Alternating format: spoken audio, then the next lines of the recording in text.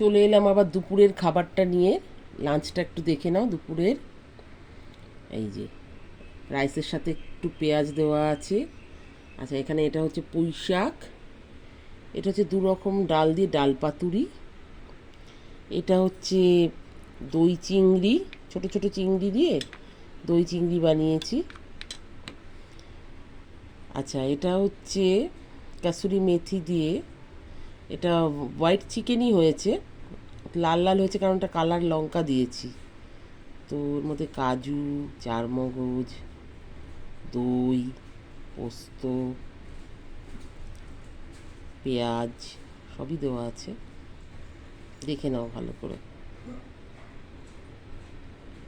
হ্যাঁ, এটা কিন্তু হলুদ দেওয়া হয়নি। এটা হোয়াইট চিকেনই, কাসুরি মেথি দিয়ে নামানোর সময় একটু কাসুরি মেথি দিয়েছি। আর পরিমাণ মতো নুন মিষ্টি তো আছেই। একটু হালকা জিরে আর ধনে গুঁড়ো দিতে হবে মশলাটার মধ্যে, দিয়ে পেস্ট করে এটা বানাতে হবে। ম্যারিনেশনটা মিনিমাম 3 ঘন্টা মতো করেছি। এটা যতটা ম্যারিনেশন হবে এটা খেতে তত ভালো হবে। আর দইটা কিন্তু অবশ্যই দেবে, আর কাজুটা অবশ্যই অবশ্যই, না হলে কিন্তু টেস্টটা আসবে না। আচ্ছা, তার সাথে হচ্ছে একটু আচার। এই দিয়ে আজকে আমার লাঞ্চটা দেখে নাও ভালো করে।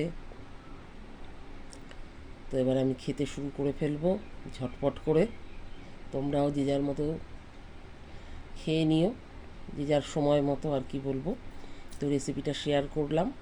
কেমন এই রেসিপিটা, আজকের রেসিপিটা কেমন লাগলো একটু জানিও প্লিজ কমেন্ট করে। তো চলো এই অবধিটা।